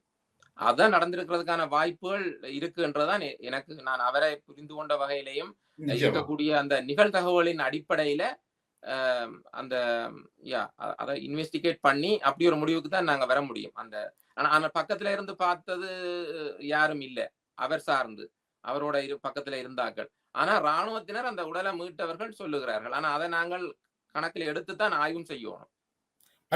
ஒரு சதுர கிலோமீட்டர் பரப்பளவுக்குள்ளதான் அவ்வளவு பேரும் இருக்கிற தலைவர் பிரபாகரன் மட்டும் தனியாக அங்க இருந்திருக்கிறதுக்கும் வாய்ப்பு இல்லை. அவருடைய உடல் எடுக்கப்பட்ட இடத்துல வேற 4-5 பேருடைய உடல்களும் எடுக்கப்பட்டிருக்கு. ஆனா அதை போக்கஸ் பண்ண இல்லை. சில காரணங்களுக்காக அவர்கள் அதை காட்டல. அது யார் என்றதெல்லாம் தெரியல. மிக சில பேரோட அவர் ஒரு அந்த நான் காட்டின படத்துக்கு மேல அந்த புத்தகத்துல ஒரு படம் இருக்குது. அது அந்த சதுப்பு நிலப்பகுதி. அவர் பிரபாகரன் அவர்கள் கடைசியாக அந்த இடத்துலதான் இருந்தார் என்று சொல்லி அந்த படத்தை கமால் குனோர் அந்த புத்தகத்துல பயன்படுத்தி இருக்கிறார். அப்படி இருந்திருக்கலாம். அவர்கள் தனிமைப்படுத்தப்பட்டு அதுக்குள்ள இருந்திருக்கிறார்கள் 18ஆம் தேதி. அப்ப வேற வழி இல்லாத நிலையில இந்த சம்பவங்கள் நடந்துதான் நாங்கள் ஒரு முடிவுக்கு வர வேண்டி இருக்கு.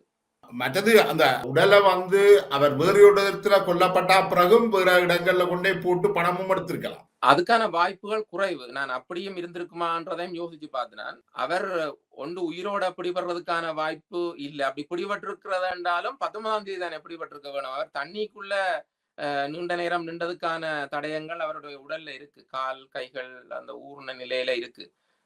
அந்த சுருக்கங்கள் எல்லாம் தெளிவா பார்க்கக்கூடிய மாதிரி இருக்கு. அவர் தண்ணிக்குள்ள இருந்திருக்கிறார். அன்று அதிகாலையில அவர் கைது செய்யப்பட்டு அன்று காலையிலேயோ அதிகாலையிலேயோ கொல்லப்பட்டிருக்கலாம் என்ற ஒரு கருத்தை வச்சா கூட அந்த நேரங்களின் அடிப்படையில பார்க்க அந்த உடல் இருக்கிற பொசிஷன், நிலைமைகள், அந்த ரத்தத்தின் தன்மைகள், இதுகள் எல்லாம் வச்சு பார்க்கும்போது சாவு மிக குறுகின காலப்பகுதிக்குள்ள நடந்ததாகத்தான் கருத முடியுது. அடுத்தது அவர் அப்படி காத்திருந்து கைது செய்யப்படக்கூடிய அளவுக்கு நிலைமைகள் போயிருக்குமான்றத உறுதியா சொல்ல முடியல. ஆனால் இப்ப இருக்கிற கதைகள், வெளியில இருக்கிற கதைகள், அவர் கைது செய்யப்பட்டது முதலே என்ற மாதிரி சொல்லப்படுது. 17 அல்லது 17ஆம் தேதி அல்லது 18ஆம் தேதி கைது செய்யப்பட்டிருந்தா கூட அவருடைய உடல் தன்மைகள் அப்படி இருக்காது. நீர்ப்பரப்பை விட்டு வெளியில தானே அவர் இருந்திருப்பார் எப்படியோ. அப்ப இப்ப இதெல்லாம் நான் முக்கியமாக இப்ப சொல்லுகிற பாயிண்ட். இந்த கேள்விகள் இதெல்லாம் நான் ஆய்வு செய்யும் போது இந்த விஷயங்கள் எல்லாம் சேர்த்துத்தான் நான் பார்த்திருந்தேன். ஆனா வெளிப்படையாக பேச இல்லை. இப்ப அவர் கைது செய்யப்பட்டிருக்க மாட்டார் என்றதுக்கு சில தரவுகள் இந்த படங்கள்ல இருந்து என்னால சொல்ல முடியுது. அந்த அடிப்படையில கைது செய்யப்பட்டாரா இல்லையாண்டது உங்களுக்கு படங்கள்ல இருந்து தெரியாதுதானே? இல்ல, அதுதான். அப்படி என்ன நடந்திருந்தாலும் 19ஆம் தேதி தான் அந்த அவருடைய தியாக சாவு நடந்திருக்கு என்றதுல நான் உறுதியா இருக்கிறேன். கைது செய்யப்பட்டவர் என்று சொல்லப்படுகிற கருத்துக்களுக்கு வலி சேர்க்கிறதுக்கான எந்த ஆதாரங்களும் கிடையாது. ஆனால் கைது செய்யப்பட இல்லை என்று சொல்றதுக்கான ஆதாரங்கள் சிலதை சொல்லலாம் இருக்கிற படத்தை வச்சுக்கொண்டு. அவர் தண்ணிக்குள்ள இருந்திருக்கிறார். அவருடைய உடல் மீட்டு கொண்டு வரப்படும் போது அந்த வீடியோ பதிவுகள் இருக்குது. கொண்டு போட்டதுக்கு வெளியில கொண்டு வச்சதுக்கு பிறகு ரத்த கசிவுகளோட அந்த படங்கள் இருக்கிறத பார்க்க முடியுது. அப்ப இந்த அடிப்படையில அந்த உடல் தான் மீட்கப்பட்டு வந்திருக்கு. அதுக்கு முன்னம் எந்த பதிவுகளுமே இல்லை. அப்படின்னா அதுக்கு முன்னரான பதிவுகள் ஏதாவது கிடைக்க வேணும், வேற வேணும். இப்ப அமலதாஸ் என்னன்னா, இப்ப நீங்கள் ஒரு தனியொரு சுயாதீன ஊடகவியலாளர், நினைக்கிறேன் உங்களுக்கும் இந்த தாயக செயலணி மற்றும் இந்த நினைவெழுச்சி அகம் அதுகளுக்கும் எந்த சம்பந்தமும் இல்லை. இல்ல நான் எந்த தரப்பு சார்ந்தும் செயற்படுகிறது இல்லை. நான் ஒரு சுயாதீன ஊடகர் என்ற அடிப்படையில சுயாதீனமாகத்தான் என்னுடைய எல்லா கலை, இலக்கியம், எழுத்து துறை சார்ந்த எல்லா இதுகளையும் செய்து கொண்டிருக்கிறேன். ஒரு சுயாதீன ஊடகவியலாளராக தெரியும், வெவ்வேறு தரப்பாக செயற்படுகிறவர்கள தெரியும், பழக்கமானவர்களும் இருக்கிறார்கள். இல்ல, ஒரு சுயாதீன ஊடகவியலாளராக உண்மையிலேயே மிக தெளிவாக இத வரையறுத்திருக்கிறீங்கன்னு நான் நினைக்கிறேன். உங்களுக்கு கிடைக்கக்கூடிய ஆதாரங்களை வச்சுக்கொண்டு அதுல ஒரு நம்பகத்தன்மையும் இருக்கிறது தெரியுது. ஆனா ஏன் விடுதலை புலிகள் அது ஒரு பெரிய கட்டமைப்பு, பல்வேறு புலனாய்வு விஷயங்களையும் கொண்ட ஒரு கட்டமைப்பு. அவர்களால ஏன் அதை மிக ஏழியாகவே இதை ஏன் அவர்களால செய்ய இயலாம போனது நினைக்கிறீங்க? ஒரு தனிநபரால செய்ய இயலும் என்றால், அமரதாசால செய்ய இயலும் என்றால், ஒரு பெரிய அமைப்பினால ஏன் அதை செய்ய முடியாம போனது, அல்லது அவர்கள் விரும்ப இல்லையா? அமைப்பு அந்த 2009 அந்த முள்ளிவாய்க்காலோட அந்த ஆயுத போராட்டம் முடிவுக்கு வந்துட்டு, அதுக்கு பிறகு அந்த இயக்கத்தின் கட்டமைப்புகள் நிறுவனங்கள் சார்ந்த பேராலேயோ யாரும் இயங்குறது ஆரோக்கியமானது இல்லை என்றுதான் என்னுடைய கருத்து. சில பேர் அப்படி முன்வருகிறார்கள். அது பல்வேறு பின்விளைவுகளையும் ஏற்படுத்தும். அது அவசியம் இல்லை என்றுதான் நான் கருதுகிறேன். அதே நேரம் பொதுவாக யாரும் செயற்படலாம் இல்லையா? ஆதரவாளர்களாகவோ புதிய பெயர்களையோ விடுதலை அரசியல் சார்ந்து யாரும் செயற்படலாம். அப்படி செயற்படக்கூடியவர்கள் ஒருங்கிணைஞ்சு ஆரோக்கியமான செயற்பாடுகளுக்கு போகலாம். ஆனால் இது பெரிய ஒரு அதிர்ச்சியாக இந்த போர் முடிஞ்ச வகையில பெரிய அவலமாகவும் நாங்கள் அங்க போர்க்காலத்துல இறுதி போர்ல இருக்க இது ஒரு பெரிய அழிவை நோக்கி போவதென்றும் இது நிச்சயமாக பெரிய பேரழிவுல முடியும்ன்றதையும் முன்னுணரக்கூடிய மாதிரி இருந்தது. நான் இப்ப அது பற்றி நாங்கள் தேவைப்பட்ட பிற ஒரு நேரம் பேசலாம். அது பற்றி நான் என்னுடைய கருத்துக்களை நான் அங்கங்க கட்டுரைகளையும் எழுதியிருப்பேன். அது டீப்பா பேச போனா அது பெரிய விஷயம், ஆழமான விஷயம். அது பிரபாரணவர்களுக்கே தெரியும் இந்த போராட்டம் அழிய போகுதுன்றது ஒரு கட்டத்துல அவருக்கே தெரியும். அதை எதிர்பார்த்து தானே அவர் இருக்கிறார். இறுதி போர் அந்த தீவிரமாக நடக்கிற காலகட்டங்கள்ல எதுவுமே சாத்தியம் இல்லை என்றத முன்னுணர்ந்துதான் தான் எப்படி தான் மரணம் அடைய வேண்டி வரும்ன்றதையெல்லாம் அதுகளை பற்றிய திட்டமிடல்களையும் அவர் செய்திருக்கிறார். அந்த அடிப்படையில தான் தன்னைத்தானே சுட்டுக்கொண்டு சாவடைகிறதை பற்றி அவர் ஆலோசிச்சிருக்கிறார். அப்படியெல்லாம் நாங்கள் கருதலாம். ஆனால் போர் பெரிய அவலமாகவும் அதிர்ச்சிகரமாக முடிவுக்கு வந்ததுக்கு பிறகு அந்த விடுதலை புலிகள் சார்ந்த முன்னாள் உறுப்பினர்கள் பல்வேறு பிரச்சனைகள் இருக்கும் தானே அவர்களுக்கு. சர்வதேச ரீதியாக அவர்கள் வெளியேறி போயிருக்கிறார்கள். நாட்டில் இலங்கைக்குள்ளேயே அவர்கள் வாழ வேண்டிய நெருக்கடிகள் இருக்குது. தடுப்பு முகாம்களுக்கு போயிருக்கிறார்கள். அவர்கள் மீது நிறைய சிக்கல்கள், நிறைய பிரச்சனைகள் இருக்குது. நிறைய சிக்கல்களை அவர்கள் எதிர்கொள்ள வேண்டியும் இருக்கு, அரசியல் ரீதியாகவும் எல்லா வகையிலையும். அப்ப இந்த பின்னணியில இருந்து பார்க்கும்போது நாங்கள் இதை பெரிய ஒரு குற்றச்சாட்டாக அவர்கள் மீது நாங்கள் அதை சொல்ல முடியாது. வாய்ப்புள்ளவர்கள் அதற்குள்ள முடிந்தவர்கள் அதை செய்ய முடிஞ்சிருக்குன்னு தான் சொல்லணும். இப்ப நான் எல்லாம் பெரிய பின்னணியில பெரிய வளங்களோட இதுகளை எல்லாம் செய்யல. நானும் இதே போருக்குள்ள இருந்து பாதிக்கப்பட்டு வந்து, ஆனால் என்னால முடிஞ்சதை அந்த காலத்துல இருந்து செய்து கொண்டிருக்கிறேன். பல்வேறு நாடுகளில் ஒளிப்பட காட்சிகளை நிகழ்த்தி அதை ஒளிப்பட நூலாக்கி அதை பெரிய அளவுல பரவலாக்கி எப்படி பல வேலைகளை நான் சுயாதீனமாகவே செய்து கொண்டிருக்கிறேன். ஆனா செய்யாதவர்கள் நோக்கி ஏன் செய்யலை என்றால் அவர்களுக்கு சில காரணங்கள் இருக்கலாம். ஆனால் செய்ய வேணும், ஆரோக்கியமாக கூட்டணிஞ்சு செய்யணும்.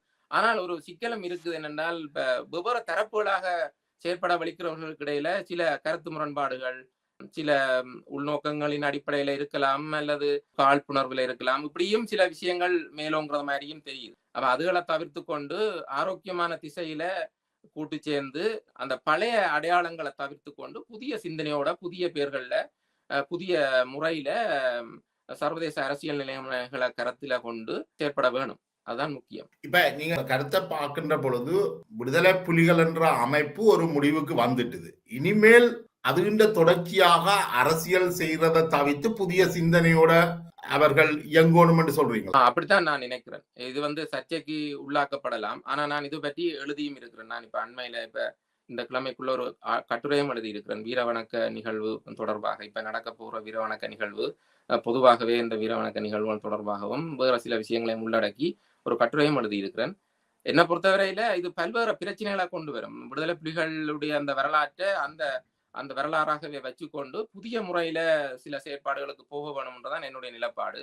விடுதலை புலிகளின் தொடர்ச்சியாக இதை யாரும் காட்டிக்கொண்டு செயற்படுவது ஆரோக்கியமானது இல்லை. பிரபாரண அவர்களை பொறுத்தவரையில இந்த ஆயுத போராட்டம் முடிவுக்கு வருது என்றதை அவருடைய தன்னுடைய உடல் மூலமே அந்த அடையாளத்தை காட்டிட்டுத்தான் அவர் போயிருக்கிறதாகத்தான் கொள்ள முடியுது. ஆயுத போராட்டம் இனி சாத்தியம் இல்லை என்றது சர்வதேச அரசியல் நிலைமைகள், பூகோள அரசியல் நிலைமைகளின் பொறுத்தவரையிலையும் இப்படி நாங்கள் இப்படி ஒரு ஆயுத போராட்டத்தை இனி கட்டமைச்சு இப்போதைக்கு கொண்டு வர முடியாது. இனி ஒரு ஆயுத போராட்டம் இப்போதைக்கு சாத்தியம் இல்லை. அது ஒரு காலத்துல அது என்ன நடக்கும்ன்றதை நாங்க இப்ப சொல்ல முடியாது. ஆயுத போராட்டத்துக்கு இப்ப சாத்தியம் இல்லை. அரசியல் வழிமுறைகள்ல விடுதலை அரசியல் சார்ந்த செயற்பாடுகள் முன்னெடுக்கப்படல வேணும். ஏன்னா மக்களுக்கான பிரச்சனைகள் நிறைய இருக்கு. இன்னுமே போர்க்குற்றம் சார்ந்த விஷயங்கள், இனப்படுகொலை சார்ந்த விஷயங்கள், இப்படி பல விஷயங்கள் இருக்கு. இப்படியான சில பாசிட்டிவான, அதாவது இந்த நெகட்டிவாக தமிழினத்துக்கு வந்து சேர்ந்த விஷயங்களை கூட பாசிட்டிவாக பிரயோகிக்கிறது. அப்ளை பண்ணி ஏதாவது செய்ய முடியுமான்றதுக்கு முயற்சி செய்யலாம். அது விடுதலை அரசியல் சார்ந்து. அதை விட்டுட்டு விடுதலை புலிகளின் பெயரால ஏதாவது செய்ய வழிக்கிட்டால் அது கூட சிக்கலுக்குள்ளாம். சர்வதேச அளவில் விடுதலை புலிகளுக்கான தடைகள் இருக்குது வெவ்வேறு நாடுகள்ல. அப்ப விடுதலை புலிகள் மீளுருவாக்கம் செய்யப்படுகிறார்கள் என்று சொல்லி ஒரு சிக்கல் வரலாம். அதை வச்சுக்கொண்டு ஏற்கனவே இருக்கக்கூடிய முன்னாள் விடுதலை புலிகள் உறுப்பினர்களுக்கு சிக்கல்கள் வரலாம். இலங்கை அரசாங்கத்தின் மீது வைக்கப்படுற குற்றச்சாட்டுகள் விடுதலை புலிகள் மீதும் சிலது இருக்குது. அப்ப நாங்கள் இதை தொடர்ச்சியாக கொண்டு வருகின்ற பொழுது சம்பந்தப்பட்ட நபர்களுக்கு அது பாரிய பிரச்சனையையும் கொடுக்கும், சிக்கல் வரும். இப்ப புலனாய்வு அமைப்புகளோ வேற சக்திகளோ இந்த முன்னாள் விடுதலை புலிகள் உறுப்பினர்களோ அல்லது விடுதலை புலிகள் ஆதரவாளர்களோ எப்படியெல்லாம் ஒருங்கிணைவு நடக்குது, எப்படி ஒருங்கிணைவார்கள், யார் யார் எங்கெங்க இருக்கிறார்கள் என்றதை பார்த்து கொண்டிருப்பார்கள் இல்லையா? அப்ப இப்படியான ஒருங்கிணைவுகளை இன்னும் அவர்களும் தூண்டிவிட வாய்ப்பு இருக்குது. அவர்களே சில நிகழ்வுகளை உருவாக்கலாம் அல்லது ஏற்கனவே பிறரால நிகழ்த்தப்படுகிற நிகழ்வுகளை தங்களுக்கு சார்பாக பயன்படுத்திக் கொள்ளலாம். அப்ப இப்படியான ஆபத்துகள் இருக்குது. இந்த அடிப்படையில இருந்து சர்வதேச பூகோள அரசியல் நிலைமைகளையும் கணக்கில் எடுத்து, சட்ட பிரச்சனைகள், சிக்கல்கள் இது எல்லாத்தையும் கணக்கில் எடுத்து, ஜனநாயக அடிப்படைகளோட, அற உணர்வுகளோட, ராஜதந்திர அடிப்படையில தான் யாரும் ஒருங்கிணைஞ்சு செய்யப்படுறாக்கள் முன்வர வேணும். அப்படி முன்வர்றதா இருந்தா விடுதலை புலிகளின் பேரால அங்கங்க அறிக்கை வர்றது, சின்ன சின்ன பிரச்சனைகளுக்கு எல்லாம் அறிக்கை வர்றதுகள் எல்லாம் உண்மையில தவறு. அது உண்மையில கண்டிக்கப்பட வேண்டிய விஷயம். விடுதலை புலிகள் ஏற்கனவே விடுதலை புலிகள் பேரால இருக்கிற நிறுவனங்கள், கட்டமைப்புகள் சார்ந்த பேரால புதுசா சிலர் அறிக்கை வர்றது, அரசியல் துறை என்றும் அப்படியும் இப்படியும் இதுகள் எல்லாம் தவிர்க்கப்பட வேண்டியதுன்னு தான் நான் கருதுறேன். அதுக்கு அவர்களுக்கு அதாவது அவர்களால அது கொண்டு நடத்த முடியுமான்றது பெரிய கேள்விக்குறி. மிகச்சிலர் குழுவா சேர்ந்து தங்கட இஷ்டப்படி அப்படி கொண்டு போக முடியாது. இது நின்று கொண்டே போகுது. சில நிமிடங்கள்ல முடிக்கலாம் நினைக்கிறேன். இப்ப இதுல இந்த யுத்த குற்றங்கள்ல ஒரு சில யுத்த குற்றங்கள் மிக வெளிப்படையாக நடந்திருக்கு. சகோதரி விடுதலை புலிகளின் அறிவிப்பாளருடைய படுகொலை, அடுத்தது பாலச்சந்திரனுடைய படுகொலை. இப்ப தமிழ் தேசியம் கதைக்கிறவர்கள்ட்ட அவர்கள் பெரும்பாலும் சட்டத்தரணிகளாகத்தான் இருக்கிறார்கள். அப்ப குறைந்தபட்சம் இலங்கை நீதிமன்றத்துக்கூடாக இதுக்கு ஒரு நியாய கோரிக்கையை வைப்பதன் மூலம் இதுக்கு ஒரு வலு கொடுத்திருக்கலாம் தானே. ஏன் அவர்கள் இது ஒன்றும் செய்யலன்னு நீங்க நினைக்கிறீங்க? இன்னைக்கு தமிழ் தேசியம் சொல்றவ விடுதலை புலிகளை விடுவோம், அவர்கள் யுத்தத்துல இறந்தார்கள் என்று வைப்போம். ஆனால் பாலச்சந்திரனுடைய படுகொலை மிக வெளிப்படையானது. அது மிக மோசமான மனித உரிமை மீறல். அடுத்தது அறிவிப்பாளர் பெண்ணுடைய படுகொலை. இப்படி பல சம்பவங்கள் இருக்குதானே. இதுதான் இது வெளிப்படையாக வந்த ஒரு ரெண்டு விடயங்களை வச்சுக்கொண்டு இவர்கள் ஏன் ஒரு சட்ட நடவடிக்கைக்கு போயிருக்க கூடாது? சட்ட நடவடிக்கைகள் மட்டும் இல்ல, அது அரசியல் ரீதியாகவும் அதை முன்னெடுத்து செல்ல வேணும். சட்ட நடவடிக்கை எடுக்கிறதன் மூலம் அரசியல் ரீதியாக அம்பலப்படுத்தக்கூடாது. எங்களுக்கு சாதாரணமான முடிவு தான் இருக்கு. ஆனால் அதை உள்ளக ரீதியாக அந்த சட்ட ரீதியாக அதுக்கு சாத்தியம் இருக்கான்றது பெரிய கேள்விக்குறி. இலங்கை மட்டத்துல அது சாத்தியப்படுமான்றது கேள்விக்குறி. சர்வதேச அரங்குல கொண்டு போறதுலயும் கேள்விக்குறி. ஏன்னா பின்னணியில பல சக்திகள் இந்த போருக்கு பின்னால இருந்திருக்குது. அப்ப குறைந்தபட்சம் எங்கெங்க வாய்ப்பு இருக்கோ அங்கங்க எல்லாம் இது பேசப்பட வேணும். இந்த தமிழ் தேசியம் சார்ந்து செயற்படுகிறவர்கள் விடுகிற பெரிய பிழைகள்ல உண்டு இந்த போர்க்குற்றங்கள் சார்ந்த விஷயங்கள், இனப்படுகொலை சார்ந்த விஷயங்களை பெரிய அளவுல முன்கொண்டு போகாதது, அதை பற்றி அதிகம் அலட்டி கொள்ளாதது. அந்த புள்ளியில இருந்து அது நகர்த்தப்படுகிறது தான் முக்கியமாக இருக்கும் என்றுதான். ஒரு அரசியல் வாக்கு வங்கிக்காக மட்டும்தான் அது பேசப்படுது. இல்ல அது கூட அது உண்மையாக நடந்த சம்பவங்களை அதை இனம் சார்ந்து ஒரு தீர்வை நோக்கி போறதுக்கு, ஒரு பரிகார நீதியை பெற்றுக்கொள்றதுக்கு நாங்கள் அதை பயன்படுத்த வேண்டிய தேவை இருக்கு. ஆனால் அதே அந்த கொல்லப்பட்ட அந்த உயிர்களுக்கான ஒரு நீதி தேவை இல்லையா? அது ஒரு அறம். அந்த அறச்சேற்பாட்டில ஈடுபட வேணும்ன்றதான் முக்கியம். இப்ப எத்தனையோ பேர் சரண்டர் பண்ணி அவர்கள் காணாமலாக்கப்பட்டிருக்கிறார்கள். அதுக்கு நிறைய ஆதாரங்கள் எல்லாம் இருக்கு. கொண்டே உயிரோட கையளித்தவர்கள் எல்லாம் இருக்கிறார்கள். இப்ப யோகரட்னம் யோகி அவர்களை அவருடைய மனைவி கொண்டே கொடுத்திருக்கிறார். அதே மாதிரி புதுவீரத்தினுடைய மனைவிதான் கொண்டே கொடுத்திருக்கிறார். அவர்கள் இப்பவும் உயிரோட வாழுகிறார்கள். இப்படி பலர் இருக்கிறார்கள். ஆனால் இருந்தும் அந்த போர்க்குற்றம் சார்ந்த விஷயங்கள்ல, இப்படியான பல விஷயங்கள்ல அடுத்த கட்ட நகர்வை செய்யறதுக்கு தமிழ் தேசிய அரசியல் பரப்பில செயற்படுகிறவர்கள் பெரிய அளவுல முன்வரையில ரிஸ்க் எடுத்து சில விஷயங்களை செய்ய வேண்டி இருக்கும். அது செய்யப்பட வேணும். அது ஒரு வெறுமனே ஒரு உண்மையாகவே ஒரு விடுதலை அரசியல் சார்ந்து இத்தகைய விஷயங்கள் கையாளப்படணும்ன்றதை நான் நினைக்கிறேன். கடைசியாக அமரதாஸ் என்னென்றால் இப்ப விடுதலை புலிகள் ஒரு பாரிய கட்டமைப்பாக செயற்பட்டவர்கள். அது இலங்கையில மட்டுமில்லை, இலங்கைக்கு வெளியிலே. இன்றைக்கு அவர்கள் பல்வேறு பிரிவுகளாக பிரிஞ்சிருக்கிறார். இப்ப நீங்கள் முதல் சொன்ன மாதிரி மே 18 ஏற்கனவே நோர்வேலியா டென்மார்க்ல அது அனுசரிக்கப்பட்டிருக்கு. இப்ப இவர்கள் தான் முதலாவதாக செய்ய போறேன்னு சொல்கிறார். இதுல ஒரு போட்டி மனப்பான்மை இருக்கிறதாக தெரியுது இல்லாமல் அங்கே ஒரு கருத்து ரீதியான முரண்பாடு ஒன்றும் விடுதலை புலிகளுக்குள்ள இருக்கிற மாதிரி தெரியல. அவர்கள்ட்ட எந்த விதமான கருத்துக்களும் இருக்கிற மாதிரியும் தெரியல. அதான் இந்த நிகழ்வுகள் தொடர்பாக சில உள் முரண்பாடுகள் நடந்திருப்பதாகத்தான் நான் கேள்விப்படுறேன். என்ன பொறுத்தவரையில ஒரு நிகழ்வு நடந்திருக்கென்றால் ஒரு சின்ன கோட்டுக்கு பக்கத்துல இன்னொரு பக்கத்துல கொஞ்சம் பெரிய கோட்டை போட்டு அந்த பெரிய கோட்டை போக்கஸ் பண்ற மாதிரி தான் இருக்கு இப்ப நிலைமைகள். இப்ப என்ன பொறுத்தவரையில வரலாற்று ரீதியாக நடந்த விஷயங்கள்ல மூடி முறைப்பட செய்ய முடியாது. இப்ப திரள்நிலை அஞ்சலி என்றது முதல் முறையாக 2024 டென்மார்க்ல நடந்துட்டுது. இனி நடக்க போறதுக்கு அவர்கள் இதுதான் பெரிய லெவல்ல தாங்கள் செய்கிறோம்னு சொல்லி காட்ட முற்படுகிறார்கள். அதை பற்றி அப்படித்தான் அவர்களுடைய பேச்சுக்கள் எல்லாம் சமூக வலைத்தளங்கள் எல்லாம் இருக்குது. அது தவறுன்னு தான் நான் நினைக்கிறேன். அது ஒரு தவறை செய்யணும். அடுத்தது அந்த 18ஆம் தேதி தான் என்று அவர் சொல்லிக் கொண்டிருக்கிறார். பிரபாகரன் அவர்களுடைய தியாகச்சாவு 18 நடந்தது. மே மாதம் 18ஆம் தேதி நடந்ததுன்னு சொல்லிக் கொண்டிருக்கிறார்கள். அதுவும் தவறு. அப்ப இந்த நிகழ்வுகளை பொறுத்தவரையில அஞ்சலி நிகழ்வுகளை யாரும் செய்யலாம். உண்மையில செய்யறதாக இருந்தா 19ஆம் தேதி தான் செய்யப்பட வேணும். உண்மையாவே அவர் தியாகச்சாவடைந்த மே மாதம் 19ஆம் தேதி தான் அந்த நிகழ்வுகள் செய்யப்படணும். மிக முக்கியம் விடுதலை புலிகளுக்கான மாவீரர் நாள் என்று ஏற்கனவே அது மரபு ரீதியாக செய்யப்பட்டு வருகிறது. அப்ப அந்த மாவீரர் நாள் நிகழ்வுகள்ல பிரபாகரன் அவர்களுக்கும் துவாரகா போன்றவர்களுக்கும் அஞ்சலிய மாவீரர் நாள்லையும் செலுத்தப்பட வேண்டியது முக்கியம். ஆனா அந்த மாவீரர் நாளை ஒருங்கிணைக்கிற தரப்பினரும் பிரபாகரனுடைய சாவை ஏற்றுக்கொண்டு மாவீரர் நாள் நிகழ்வுகள்ல அவருடைய படத்தை வச்சு அஞ்சலி செய்யறதுக்கு தயாரா இல்லை. இதுவரைக்கும் அது செய்யப்பட இல்லை. நான் நீண்ட காலமா அதுவும் செய்யப்படணும்னு சொல்லி வாரேன். அப்ப இவர்களுக்கு இது பல்வேறு சந்தேகங்களை உருவாக்குது. விடுதலை புலிகளுடைய பேரையும் பிரபாகரனுடைய அந்த பிம்பத்தையும் பயன்படுத்தி பலரும் ஒரு சுயநல அரசியலையும் அடையாள அரசியலையும் செய்ய வழிக்கிடுகிறார்களா என்ற ஒரு கேள்வி வருது.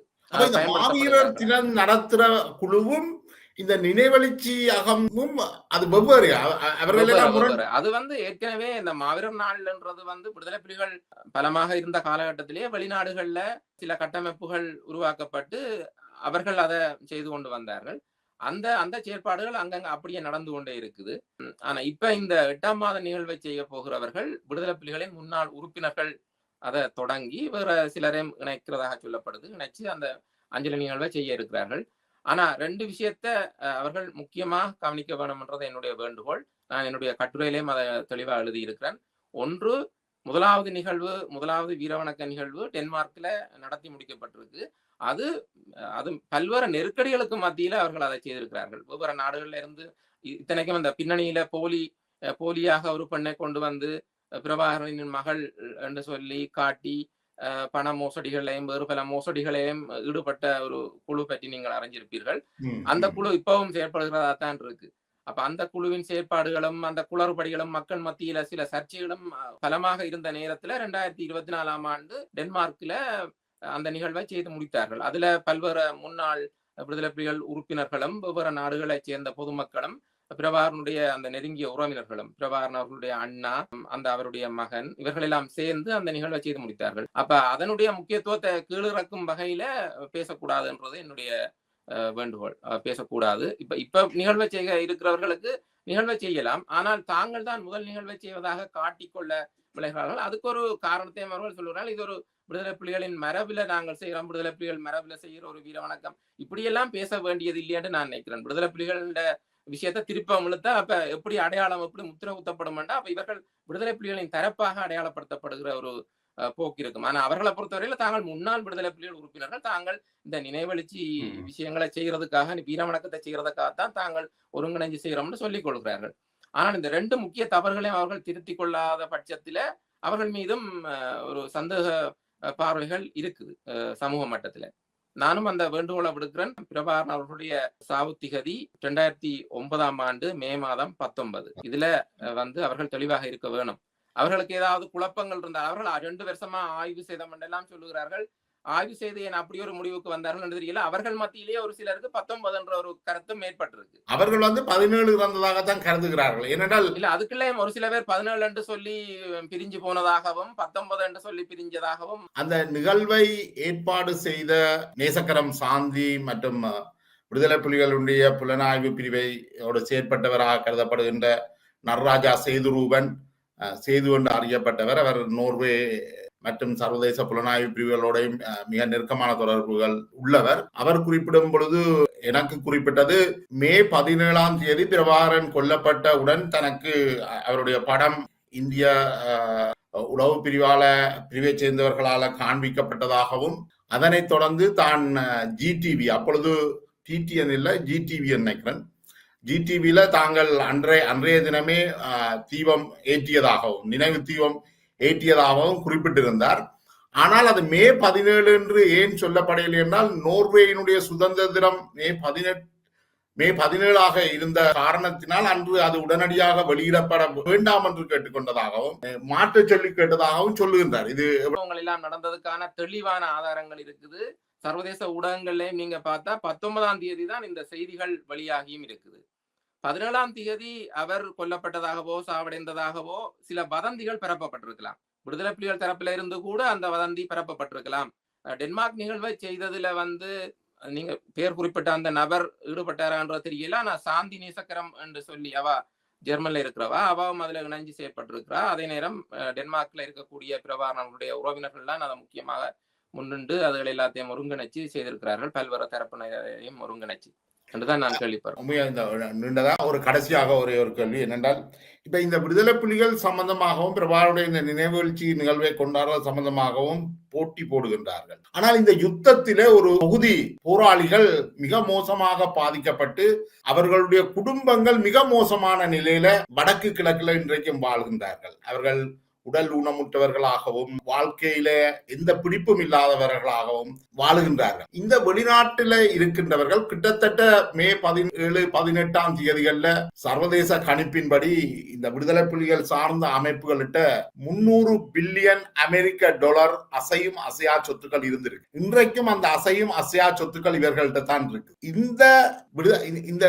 இந்த நினைவெழுச்சி நாட்களை கொண்டாடணும், தாங்கள் தான் முதலாவதாக கொண்டாடணும் என்றெல்லாம் நினைக்கின்ற இவர்கள், தங்களை மாபெரும் தமிழ் தேசியவாதிகளாக காட்டிக்கொள்கின்ற இவர்கள் ஏன் இதுவரைக்கும் அங்க பாதிக்கப்பட்ட தங்களுடைய சக போராளிகள் விடயத்தில கூட மிக உதாசீனமாக நடந்து கொள்கின்றார்கள்? ஏன் இவர்களால ஒரு பழமையான வாழ்க்கைக்கு கூட கொண்டு வர உதவி செய்ய இயலாதவர்களாக இவர்களே இருக்கிறார்கள்? சுருக்கமா சொல்லுவதாக இருந்தால் விடுதலை அரசியலுக்கு அப்பாற்பட்டு பலரும் அடையாள அரசியலையும் சுயநல அரசியலையும் செய்கிறார்கள் என்றுதான் சொல்ல முடியும். பெருந்தொகை பணம் எல்லாம் விடுதலை புலிகள் சார்ந்த சொத்துக்கள் வெளிநாடுகளில் இருப்பதாக சொல்லப்படுகிறது. அதுகளெல்லாம் முடக்கப்பட்டிருக்குது.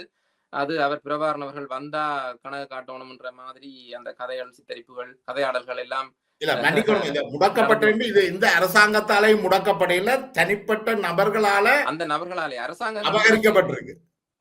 தனிப்பட்ட நபர்களும் அந்த குழுக்களாகவும் சில நபர்கள் குழுக்களாகவும் இருப்பார்கள் இல்லையா? அப்ப இது ஒரு பெரிய மோசடி. இதுக்கு எப்படி தீர்வு காண்றதுன்றது பெரிய மிக சிக்கலான விஷயம். ஆனா மக்கள் இத்தகையவர்களை இனங்கண்டு அவர்களை இந்த பொது நீரோட்டத்துல அரசியல் நீரோட்டத்துல இருந்து புறக்கணிக்கிறது தான் முதல் செய்யக்கூடிய வழியாக இருக்கும். வேற என்ன செய்ய முடியும்? ஆனா அவர்கள் தங்களைத்தான் எல்லா வகையிலையும் முன்னிலைப்படுத்த வருவார்கள் இல்லையா? எல்லா வகையிலையும். அண்மை காலத்துல எங்களுக்கும் எங்களுடைய ஊடகத்துல நேர்காணல் தந்த சிலருக்கும் கொலை மிரட்டல்கள் விடப்பட்டிருந்தது. குறிப்பாக வரலாற்று மையத்தை சேர்ந்த சங்கீதன் தேவரனுடைய தொலைபேசி இலக்கத்தில் இருந்தால் அவ்வாறான மிரட்டல்கள் வந்திருந்தது. எங்களுக்கும் எங்களுடைய இந்த நிகழ்வில் கலந்து கொண்டவர்களுக்கும் எதிராக அவ்வாறான மிரட்டல்கள் உங்களுக்கும் ஏதாவது வந்திருக்கா? அல்லது இல்ல அப்படி ஒரு மிரட்டலும் பெற இல்ல. அப்படி மிரட்டுறதுக்கு யாராக இருந்தா மிரட்டி பார்க்கட்டும் இருக்கா? என்ன சேட்டை இது? அப்படி என்னன்னு மிரட்ட முடியும்? அப்படின்னா இவர்கள் யார் என்ற கேள்வி இருக்கு. அப்படி மிரட்டி இருந்தால் அது ஒரு கண்டிக்கப்பட வேண்டிய செயல். யாராவது எனக்கு தெரியாது. ஆனால் மாற்று கருத்துகள் இருந்தால் அந்த கருத்துக்களை உரையாடி கொள்ளலாம். இப்ப எனக்கும் உங்களுக்கும் ஒரே கருத்து நிலப்பாடுகள் இருக்கு. நிச்சயமாக நான் மாற்று கருத்து உள்ளவர்களோடையும் உரையாட தயாரா இருக்கிற ஒரு ஆள். ஆனா எனக்கான தெளிவான நிலைப்பாடுகள் இருக்கும். அந்த அடிப்படையில பேசுவேன். அப்ப மிரட்டல் போன்ற விஷயங்களுக்கோ மற்றது வேற விதமான அழுத்தங்களை செய்யவோ யாரும் முன் வந்தால் அவர்களை வலுவுள்ளவர்கள் எதிர்க்க வேணும். இப்ப எனக்கு கூட கடந்த காலங்கள்ல வேற வகையான நெருக்கடிகள் வந்திருக்கு. நான் ஒளிப்பட காட்சிகள் நிகழ்த்தும் போது, ஒளிப்பட நூலை வெளியிடும் போது எனக்கு எதிரான சர்ச்சைகள், பொய்யான கட்டுக்கதைகள் எல்லாம் உருவாக்கி பரப்பிக் கொண்டிருந்தார்கள். இதுல விடுதலை புலிகள் முன்னாள் உறுப்பினர்கள் சிலர், இப்ப இருக்கக்கூடிய சிலரும் சம்பந்தப்பட்டிருந்திருக்கணும். சிலரை இப்ப எனக்கு தெரியுது. ஆனால் சந்தர்ப்பம் ஏற்பட்டால் அவர்கள் அம்பலப்படுத்தவும் நான் தயாரா இருக்கேன். யாருக்கும் பயந்து கொண்டு நான் அப்படியெல்லாம் இருக்கிற ஆள் கிடையாது. நான் என்னுடைய தளத்துல நான் என்னை பொறுத்தவரையில என்னுடைய மனச்சாட்சிக்கு சரி என்று படுகிறதுகளை அறநிலைப்பட்டு நான் அதை செய்து கொண்டிருக்கிறேன். அறவழியில நான் செயல்பட்டு கொண்டிருக்கிறேன். இந்த இடத்துல யாராவது இந்த மிரட்டல் போன்ற செயல்பாடுகளுக்கு வந்தால் அவர்களை எப்படி கையாளணும்ன்றதும் தெரியும். உண்மையிலேயே மிக தெளிவாகவும் பல்வேறு விஷயங்களை நீங்கள் ஆராய்ச்சிருக்கீங்க. உண்மையிலேயே இது இந்த இவ்வளவு நேரம் உங்களுக்கு போதாது நினைக்கிறேன். நீங்கள் குறிப்பிட்டது போல மற்ற யுத்தம் அந்த காலப்பகுதிகள் தொடர்பாக நாங்கள் மற்றொரு நேராடலில் இணைந்து கொள்ளலாம். இந்த நீண்ட நேர்காணலை நமக்கு வழங்கி பல்வேறு விஷயங்களையும் தெளிவுபடுத்திய உங்களுக்கு, மனம் திறந்து பேசிய உங்களுக்கு மிக்க நன்றி அமர்தாஸ். நன்றி.